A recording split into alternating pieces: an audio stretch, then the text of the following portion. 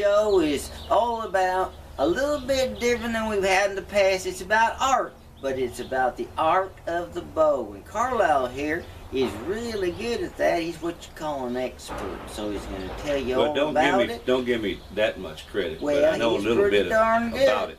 Because I've seen him. I'm not as good as Daryl on The Walking Dead. He has a crossbow. I got a compound bow, but I know how to work it. Go ahead. And I have what's called a recurved bow, and I'm going to show you mine too. That's too much information. Anyway, go ahead. Well, everybody, my name is Buford Taryn. And I'm Carlisle Fethers, and we are Taryn and Fethers. We'll be right back.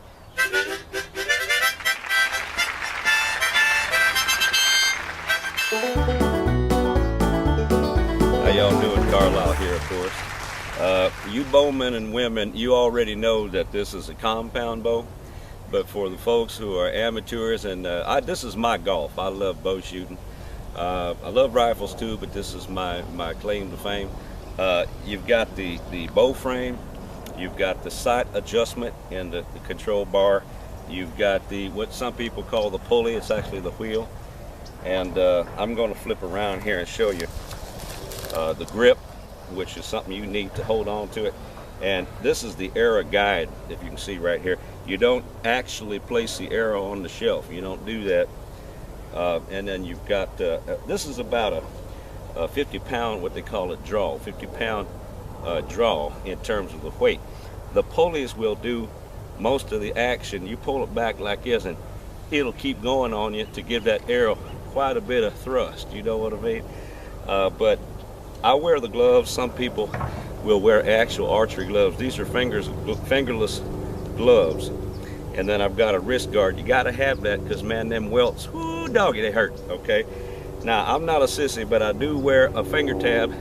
This is made out of jean material.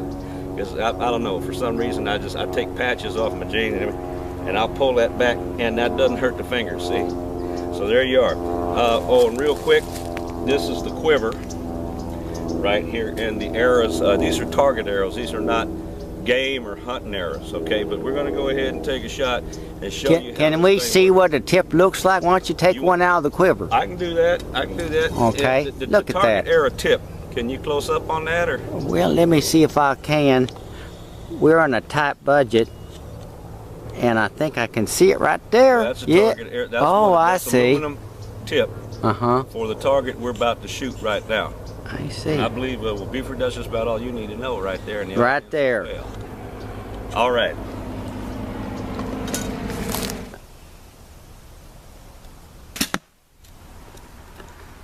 That's pretty close. Hi, this is Buford Taryn, and he don't know, but I'm going to show you mine. This is my bow that I had when I was 10 years old, and these are my arrows, and they ain't as fancy as his bow, but I'll guarantee you I can hit that target just as well as he. There he goes again, making fun. Always making fun.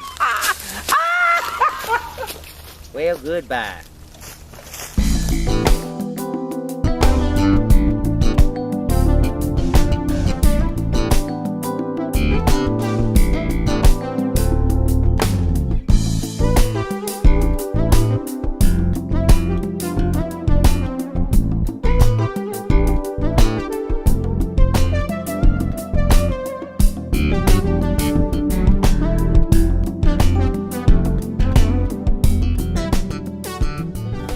Well, boy, howdy, I'm Carlisle, and we're here at Carlisle's Corner. We have come from the modern bow shooting, and I'm going to show you some of the original traditional Indian arrows that I've collected, some of which are East and West Coast. This is East Coast Indians.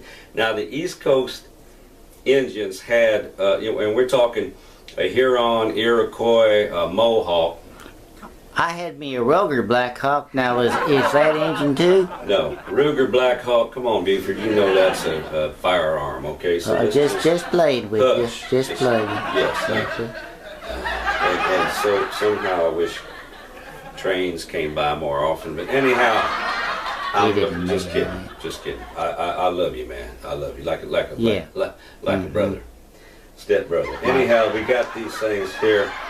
They Like- made the wide like a feathers, you understand, toothache. on the East Coast with turkey feathers, because they don't have red-tailed hawks on the East Coast. That's what they make these here, and these are the West Coast Indian arrows that I'm about to show you now. The Sioux and the Cheyenne, sometimes they'd be solid color. Now these are red-tailed hawk feathers, and it's a thinner fletching. If you want to, we're going to get a close-up on that in a minute, but they also had colored bands, and they would make rings with paint and berry juice to designate the tribe, and would also make the arrowheads out of flint and indigenous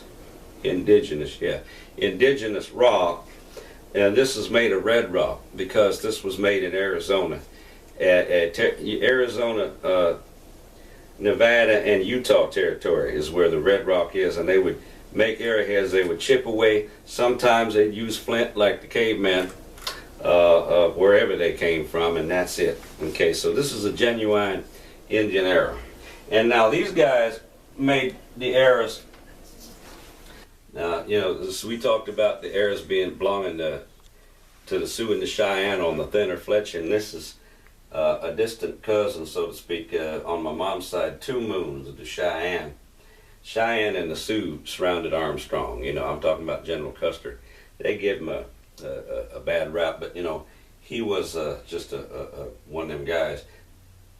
Now, Sitting Bull was Sioux, and the Lakota and the Hunk Papa Sioux, they were the ones, Oglala. You know, there's several tribes of Sioux Indian, and they surrounded Custer. But after the fact, Sitting Bull did I almost said a rock and roll show. They did a rodeo show with Buffalo Bill. So I've got the two kind of connected here together. And now what we're going to do is just show you a little comparison between the old and the new. Now this target arrow, which is the one we used up in the forest here, not too far away, has a designated green fletching, which shows you that that's going to be on the left side of the bow. They didn't have those when they did these Native American. Now I might point out that the Celts, you know, the European tribes, the Franks and the Goths, and for that matter the Vikings and the Scots and all them people, they made similar arrows with similar feathers. So when they came over and traded with the Indians, they called them scralings. They actually traded ideas on arrow design and arrowhead design. But again, these are target arrows, and the tip is a target tip, so it's going to fly a little different. And by the way, folks, in TV land, these are aluminum shafts. These are wooden shafts. Okay, one may fly straighter than the other, but one flies faster than the other, particularly if you're using a compound bow like the one we showed you earlier up in the hills. All right, so that's just so you know. I think the people want to know that. Thank you very much, Carlisle. You're welcome. Well, you're not, but they are.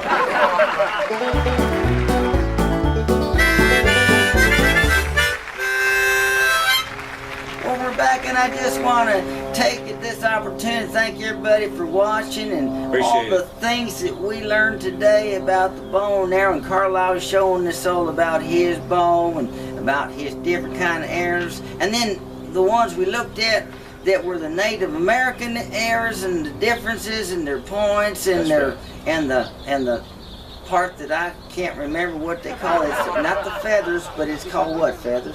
Not the fletching. The I'm fletching. Feathers. That's the fletching. That's right, You the know, fletching. sometimes it just never mind. Well, you know, but I did get to show you my bow, and it was really fun too. And again, my name's Buford Taryn. And are you sure? I'm absolutely And positive. I'm Carlisle Feathers, And and we are Taryn Tar and Feathers. Bye, everybody.